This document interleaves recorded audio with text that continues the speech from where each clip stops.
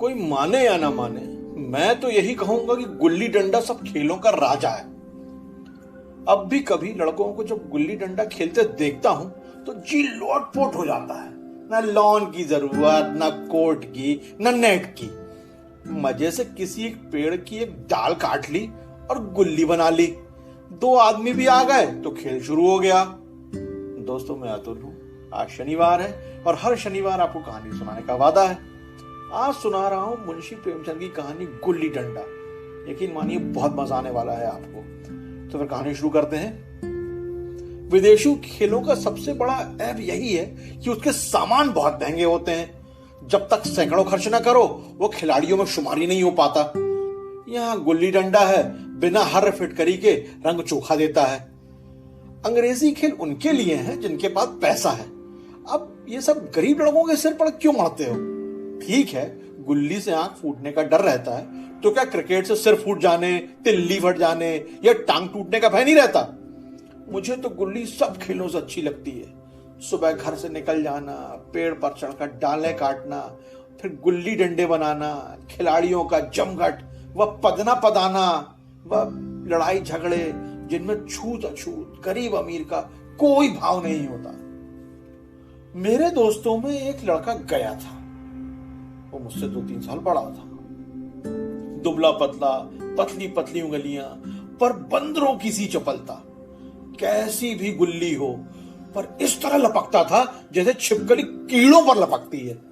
पता नहीं उसके माँ बाप थे या नहीं, कहां रहता था, क्या खाता था, पर था हमारे गुल्ली क्लब का चैंपियन। वो जिसकी तरफ आ जाए उसकी जीत पक्की मान लो आप। हम सब उसे दूर से आते देखते तो उसका दौड़कर स्वागत करते और अपनी गोई बना लेते थे। गोई यानी अपने पाले में कर लेते थे। एक दिन मैं और गया खेल रहे थे। वह पदा रहा था, मैं पद रहा था। मगर कुछ विचित्र बात है कि हम पदाने में दिन भर मस्त रह सकते हैं, पदना 1 मिनट का भी अखरता है। मैंने गला छुड़ाने के लिए सब चालें चली, पर सब नाकाम रही। गया अपना दांव लिए बगैर पीछा नहीं छोड़ता था। मैं घर की ओर भागा, पर गया ने मुझे दौड़कर पकड़ लिया। डंडा तानकर बोला, मेरा दांव देकर जाओ। पदाया तो बहुत बहादुर बन के पदने के बेर क्यों भागे जाते हो? मैंने कहा, तुम दिन भर पदाओ, तुम्हें क्या दिन भर पदता रहूं? गया बोला, हाँ तुम्हें दिन भर पदना पड़ेगा। मैंने कहा, न खाने जाऊं न पीने जाऊं। गया बोला, हाँ मेरा दांव दिए बगैर तुम कहीं नहीं जा सकते। मैंने कहा, मैं तुम्हारा गुलाम हूं? गया बोला, हाँ मेरे गुलाम हो। मैंने कहा, घर जा रहा हूं, देखूं क्या कर लेते हो। गया बोला, घर कैसे जाओगे, कोई दिल लगी है? दांव दिया है, दांव लेंगे। मैंने कहा, अच्छा कल अमरूद खिलाया था वो लौटा दो। गया बोला, वो अब तो पेट में चला गया। मैंने कहा, निकालो पेट से, तुमने क्यों खाया मेरा अमरूद? गया बोला, अमरूद तुमने दिया तब मैंने खाया, मैंने तुमसे कोई मांगा थोड़ी था। मैंने कहा, जब तक मेरा अमरूद ना दोगे मैं दांव ना दूंगा। गया ने मुझे अपनी ओर खींचते हुए कहा, मेरा दांव देकर जाओ, मैं अमरूद नहीं जानता। मैं हाथ छुड़ाकर भागना चाहता था, लेकिन वो मुझे जाने ना देता था। मैंने उसे गाली दी, उसने मुझे और कड़ी गाली दी, और गाली ही नहीं एक चांटा भी मार दिया। अब मैंने उसे काट लिया, उसने पीठ पर डंडा मार दिया। मैं रोने लगा। अब मेरे इस हथियार का गया के पास कोई मुकाबला नहीं था। वो कुछ नहीं कर पाया। मैंने तुरंत आंसू पोंछे और डंडे की चोट बोलकर हंसता हुआ घर पहुंच गया। मैं थानेदार का एक लड़का था, एक नीच जाति के लौंडे के हाथों पिट गया। यह मुझे उस समय कुछ अपमानजनक तो मालूम हुआ, पर घर में मैंने किसी से शिकायत नहीं की। उन्हीं दिनों पिताजी का वहां से ट्रांसफर हो गया। नई दुनिया देखने की ऐसी खुशी थी कि अपने दोस्तों से बिछड़ जाने का बिल्कुल दुख नहीं हुआ। पिताजी दुखी थे, यहां उन्हें काफी आमदनी थी। अम्मा भी दुखी थी, यहां सब चीजें उन्हें सस्ती मिला करती थी, और मोहल्ले की स्त्रियों से उनका घरोबा भी हो गया था। मैं खुश था। लड़कों में रौब जमा रहा था कि नई जगह के घर आसमान से बातें करते हैं। वहां के अंग्रेजी स्कूल में कोई मास्टर लड़कों को पीट डाले तो उसे जेहल हो जाए। जब मैं यह बता रहा था तो मेरे मित्रों की चकित मुद्रा यही कह रही थी, तुम भाग्यवान हो भाई, जाओ हमें तो इस उजड़ गांव में ही जीना है और मरना भी यहीं है। 20 साल गुजर गए हैं। मैंने इंजीनियरिंग पास की और उसी जिले का दौरा करता हुआ उसी कस्बे में पहुंचा। मैं डाक बंगले में रुका हुआ था।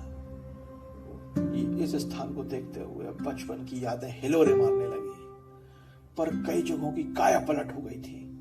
जहां खंडहर था वहां पक्के मकान खड़े थे, जहां बरगद का पुराना पेड़ था वहां अब सुंदर बगीचा था। ऐसा जी होता था कि उस धरती से लिपट कर रोऊं और कहूं कि तुम मुझे भूल गई, मैं तो अब भी तुम्हारा वही रूप देखना चाहता हूं।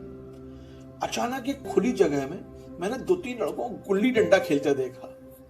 पुरानी यादें फिर ताजा हो गई। एक क्षण के लिए मैं भूल गया कि मैं एक अफसर हूं। एक लड़के से पूछा, क्यों बेटे, यहां कोई गया नाम का आदमी रहता है? लड़के ने गुल्ली डंडा समेट कर कुछ सहमे हुए स्वर में कहा, कौन गया? गया चमार। मैंने यूं ही कहा, हाँ हाँ वही, जरा उसे बुला सकते हो? लड़का दौड़ता हुआ गया और कुछ ही देर में एक 5 हाथ लंबे काले देव को साथ लिया आता वो दिखाई दिया। मैंने दूर से ही पहचान लिया। मैं उसकी ओर लपकना चाहता था कि उसके गले लिपट जाऊं, पर कुछ सोच कर रह गया। फिर मैंने कहा, कहो गया, मुझे पहचानते हो? गया ने मुझे झुककर सलाम किया, बोला, हाँ मालिक, क्यों ना पहचानूंगा। आप मजे में हो? मैंने कहा, बहुत मजे में, तुम अपनी कहो। गया बोला, डिप्टी साहब का साइस हो गया। मैंने कहा, मतई, मोहन, दुर्गा सब कहाँ हैं? किसी की कुछ खबर है? गया बोला, मतई तो मर गया, दुर्गा और मोहन दोनों डाकिया हो गए हैं। और आप? मैं जिले का इंजीनियर हूं। गया बोला, सरकार तो पहले ही बड़े ज़हीन थे। मैंने कहा, अब कभी गुल्ली डंडा खेलते हो? गया ने मेरी ओर प्रश्न भरी आंखों से देखा। अब गुल्ली डंडा क्या खेलूंगा सरकार, अब तो काम धंधे से ही फुर्सत नहीं मिलती। मैंने कहा, आओ आज हम तुम खेलें। तुम पदाना, हम पदेंगे। तुम्हारा एक दांव भी हमारे ऊपर है, वह भी आज ले लो। गया बड़ी मुश्किल से राजी हुआ। वह टके का मजदूर था और मैं एक बड़ा अफसर। मेरा और उसका क्या जोड़? बेचारा छेपा जा रहा था। मैं गया को लेकर डाक बंगले आया और गाड़ी में बैठकर हम दोनों एक मैदान की ओर चले। साथ में कुल्हाड़ी भी ले ली। गया अभी तक इसे सब मजाक ही समझ रहा था, फिर भी उसके चेहरे पर उत्सुकता और आनंद का कोई चिन्ह भी नहीं था। शायद हम दोनों में जो अंतर हो गया था वह यही सोचने में मगन था। मैंने पूछा, तुम्हें कभी हमारी याद आती थी गया? सच कहना। गया झेपता हुआ बोला, मैं आपको क्या याद करता हुजूर, मैं किस लायक हूं? आपके साथ मेरे भाग में कुछ दिन खेलना बदा था, नहीं तो मेरी क्या गिनती। मैंने कुछ उदास होकर कहा, लेकिन मुझे तो बराबर तुम्हारी याद आती थी।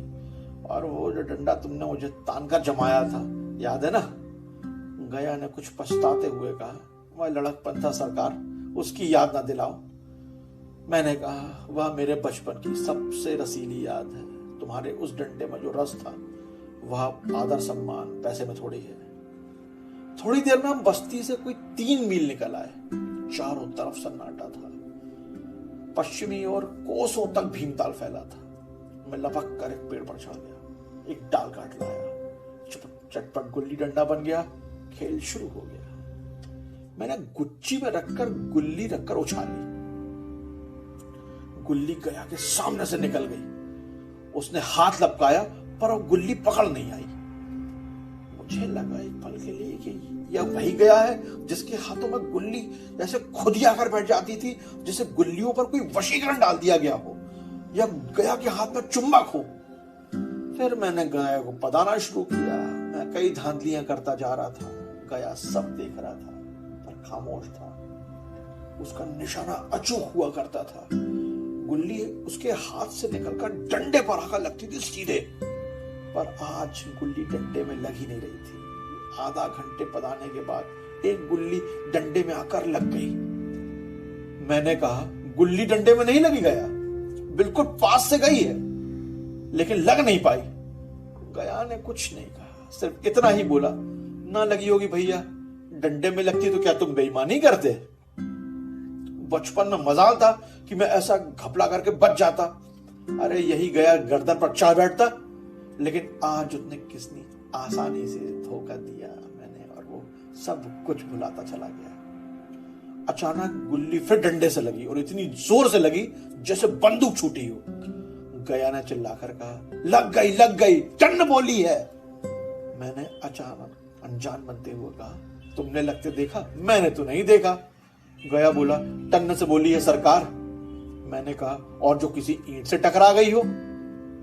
इस सच को झुठलाना वैसा ही था जैसे दिन को रात बताना, लेकिन गया ने यह बात भी मेरी बड़ी आसानी से मान ली। उसने कहा, हाँ भैया, किसी ईंट में ही लगी होगी, डंडे में लगती तो इतनी आवाज ना आती।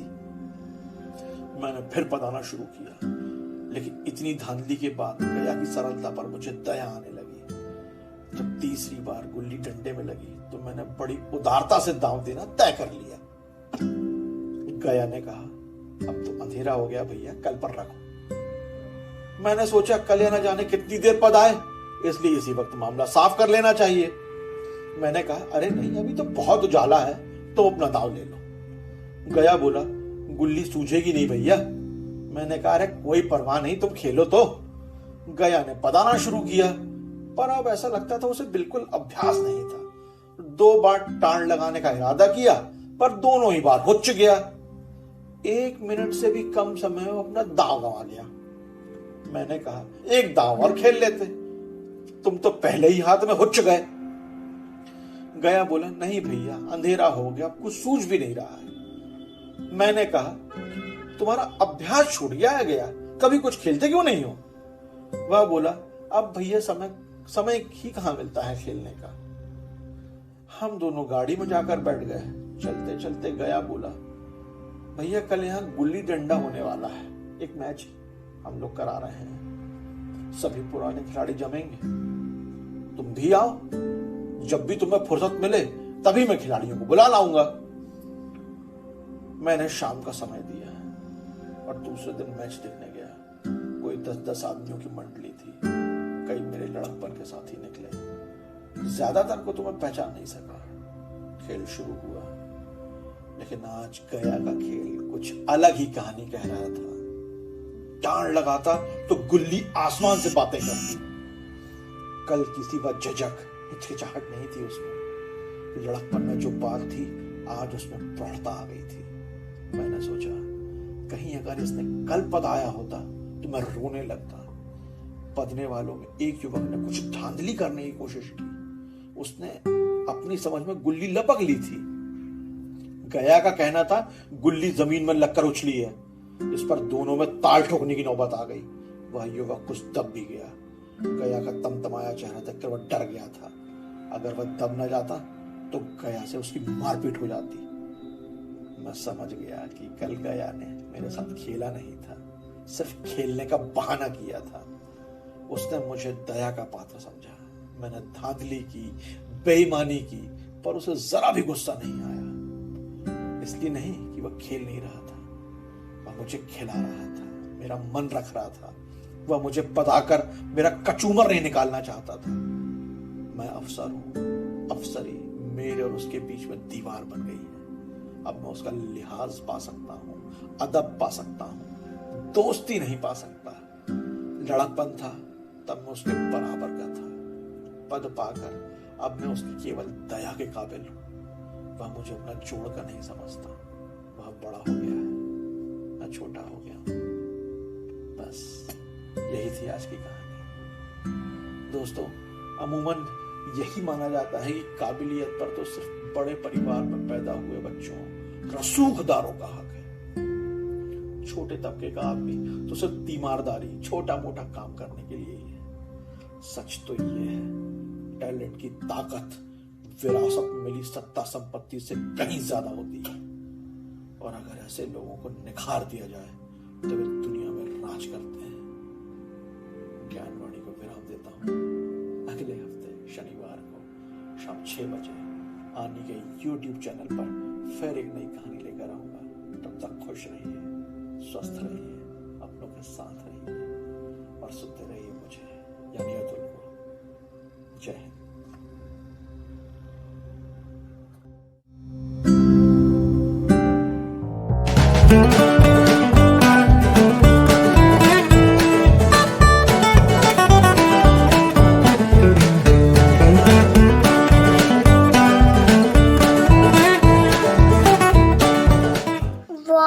आनी टीवी।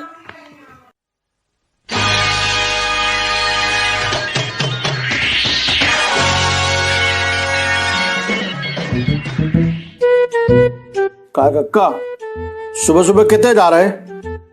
बिस्तर से उतर के कौन किते जात है, तुम्हें नहीं मालूम का? अरे कक्का एक बात तो बता जाओ। 5 मिनट रुक जाओ मुन्ना, अब भाई हम तुम्हें आके बताते हैं। अरे यार जे कक्का भी आसानी से हाथ नहीं हाथ।